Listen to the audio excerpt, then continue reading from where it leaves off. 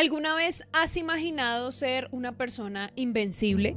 Esta es la historia de un bandolero que parecía incapturable, invencible y sobre todo muy peligroso para las personas que se encontraban con él. Tanta era la suerte que tenía en escaparse del peligro, escaparse de las situaciones difíciles, que lo llamaban el siete colores, pues tenía la capacidad de convertirse en arcoíris para poder burlar cualquier situación. Claro está que esto puede llegar a ser una leyenda, pero les aseguro que en medio de todas mis investigaciones puedo dar fe que esto sí puede llegar a ser posible. Yo soy Pao Pineda y esta es la historia de Efraín González Telles, alias el Siete Colores. La historia que les traigo hoy la conocí en medio de mis investigaciones acerca de la brujería y las protecciones del cuerpo. Efraín González Telles es muy recordado por ser una persona audaz y escabullirse de cualquier situación de peligro. En su época llegó a convertirse en una leyenda urbana muy popular en diferentes partes de Colombia, especialmente en Santander, Tolima, el Huila y Cundinamarca. Su infancia transcurrió con normalidad. Era el mayor de 9 hermanos. 8 de ellos fueron producto del segundo matrimonio que tuvo su padre. La madre de Efraín González falleció en el momento en que él nació, así que su padre formó otra familia. Realizó sus estudios, trabajaba en el campo como todas las familias y cuando terminó el colegio se incorporó al Ejército Nacional para prestar servicio. Cuando acabó su periodo de servicio volvió a reintegrarse al ejército, pero esta vez en un grado de cabo, desempeñando el cargo de enfermero de combate. Trabajó varios años en este servicio. En ese momento se vivía de nuevo la época de la guerra bipartidista, liberales contra conservadores. Volvemos a retornar a la época de la violencia en Colombia cuando sucedió la muerte de Gaitán. Recordando este momento histórico, la época de la violencia se vivió entre los años 1920 a 1960. A mediados de 1958, Efraín González desertó de los servicios militares porque sus superiores lo estaban acusando de contrabandear con armas. Tuvo bastantes problemas, así que esto lo llevó a desvincularse del ejército. Inmediatamente salió, se unió a un grupo llamado Los Pájaros, los cuales eran un grupo de paramilitares conservadores que defendían todos los ideales y todos los intereses de los terratenientes de la zona. Efraín se encontraba en Santander. Cuando ingresó a Los Pájaros, obviamente Efraín empezó a secuestrar, a acabar con la vida de las personas, a cometer delitos a diestra y siniestra, tanto que la policía ya lo tenía en su radar de búsqueda. Pues se decía que era un hombre muy fuerte, que luchaba bastante por sus ideales conservadores, que no le temblaba la mano, por decirlo así, al enfrentarse contra los liberales y acabar con la vida de ellos.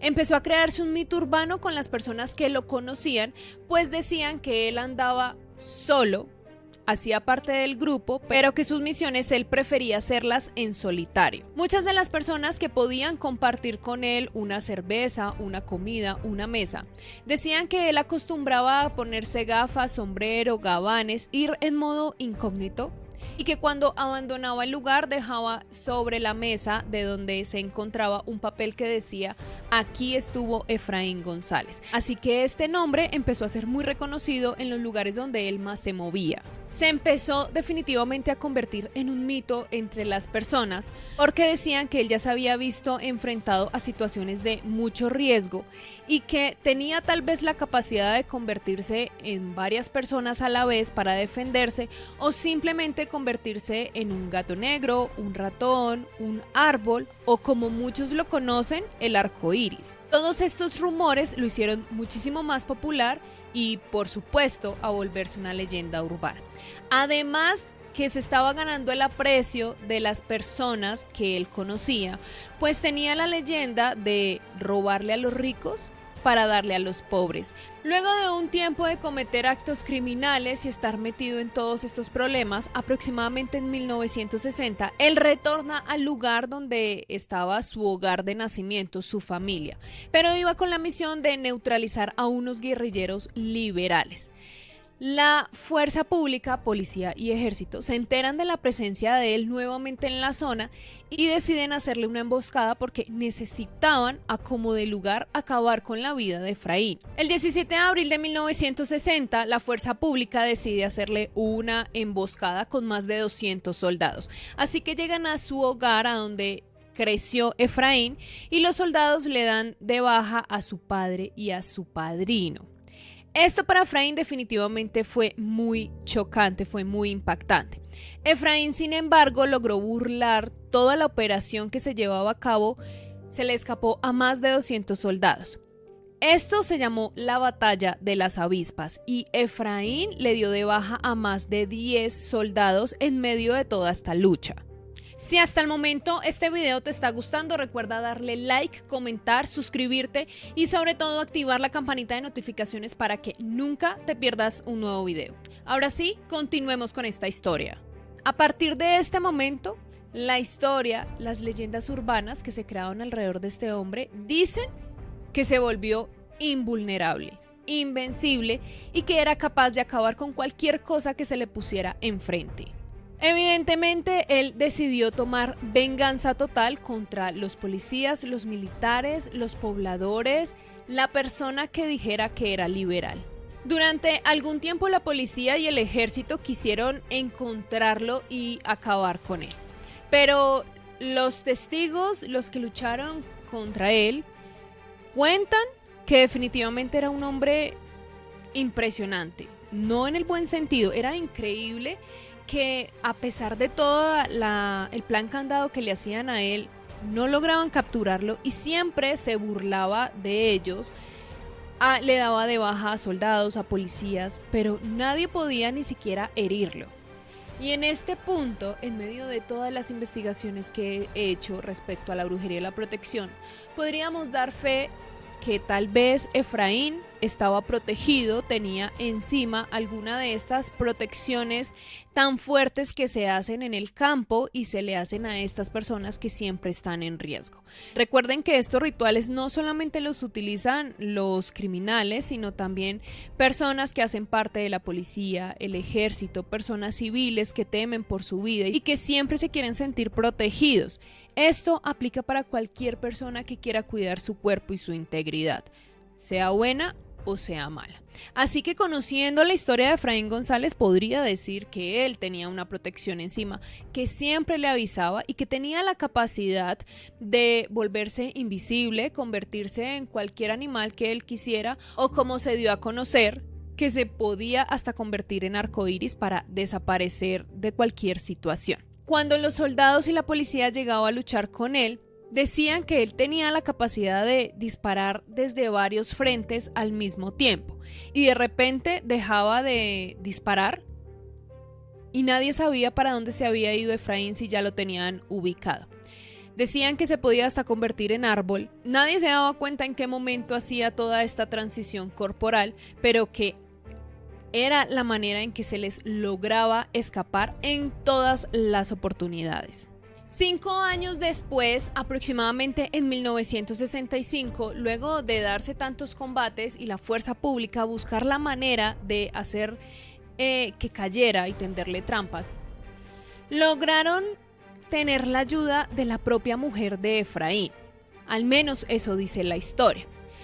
En ese tiempo, ese año, Efraín va a Bogotá a completar una misión que tenía, obviamente de acabar con la vida de algunas personas. La mujer de él da aviso a la fuerza pública, les indica el barrio exacto donde él se encontraba, exactamente en el barrio San José de Bogotá. Se dispuso inicialmente una tropa de 200 soldados para que lo capturaran. Y sobre las 2:30 de la tarde llegaron 4 agentes de la policía para investigar, para inspeccionar muy bien la zona donde se encontraba Efraín. En ese momento Efraín se siente observado, descubre que lo tenían vigilado y emprende fuego contra los militares y la policía que se encontraba en el exterior de la casa y por supuesto contra los que estaban ingresando en ese momento. Efraín estaba armado con una ametralladora de más de 1000 cartuchos de guerra y esto impidió que la fuerza pública avanzara hacia él. Intentó escabullirse por cualquier lugar, escapar, correr, subir a los tejados de las casas, devolverse, hizo muchas maniobras, pero la fuerza pública no podía neutralizarlo. Deben recordar que la operación se inició a las 2:30 de la tarde. Alrededor de las 4 de la tarde, ya llevaban algunas horas en combate. Efraín ya le había dado de baja a algunos miembros del ejército, pero a Efraín no le había pasado absolutamente nada. Sobre las 6 de la tarde, por fin se dieron cuenta que no podían seguir en ese combate contra Efraín porque ya estaban perdiendo a muchos miembros del ejército.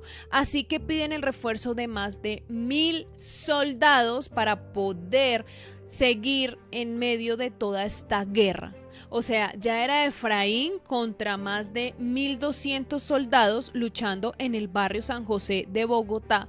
En medio de muchas personas, la gente tuvo que salir corriendo porque los disparos se sentían por todo lado, las casas quedaron altamente afectadas, ya no había por dónde más escaparse, dónde buscar refugio, porque Efraín tenía de escudo cualquier casa, cualquier persona. Con todo se estaba protegiendo. A las 7:30 de la noche, un grupo de militares decidió lanzar gases lacrimógenos a la casa donde se encontraba Efraín refugiado en ese momento.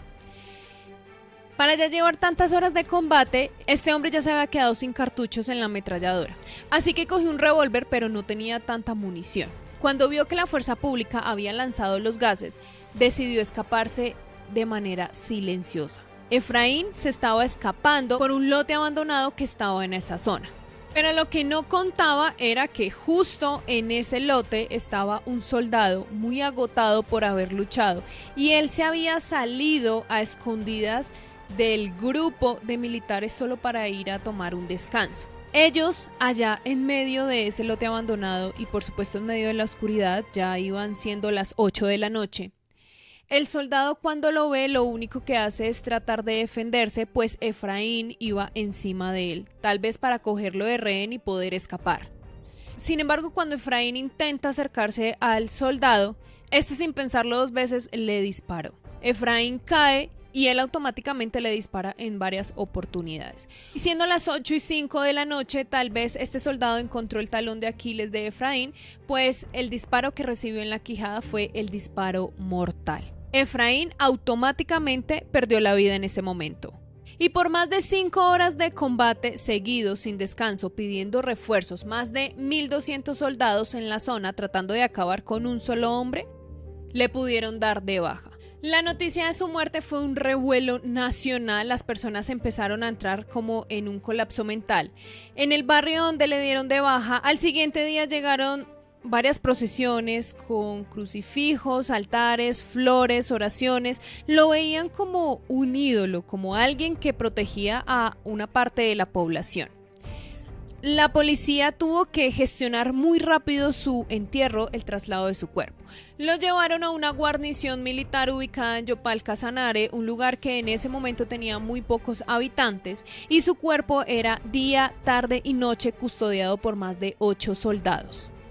Tenían que evitar que su cuerpo fuera venerado o tal vez fuera hurtado por las personas, que la gente tenía que borrar de su cabeza que Efraín González era un mártir que entregó su vida por ayudar a los más necesitados. El tiempo acabó con el mito, acabó con la leyenda. Poco a poco la gente lo fue olvidando, ya nadie lo recordaba y su tumba dejó de estar protegida, pero no se sabe el punto exacto donde enterraron su cuerpo. Son pocas las personas que aún lo recuerdan. Me pareció muy interesante traerles a ustedes esta historia para así reconfirmar también todo el tema que les traje alguna vez de los ritos de protección. Y puedo seguir dando fe de que esto sí existe. Todo lo que ustedes imaginen que es imposible, realmente están tal vez a la vuelta de la esquina. O ustedes pueden conocer una persona que esté totalmente protegida sin que ustedes se den cuenta de esto. Espero que les haya gustado mucho este video. Si es así, recuerda darle like, comentar, suscribirte, activar la campanita de notificaciones para que no te pierdas nunca una nueva historia. Recuerda seguirme en todas mis redes sociales, estoy como Pao Pineda Oficial. Por este medio siempre estoy súper conectada con todos ustedes. Ahora sí les mando un beso, un abrazo y nos vemos en un próximo video.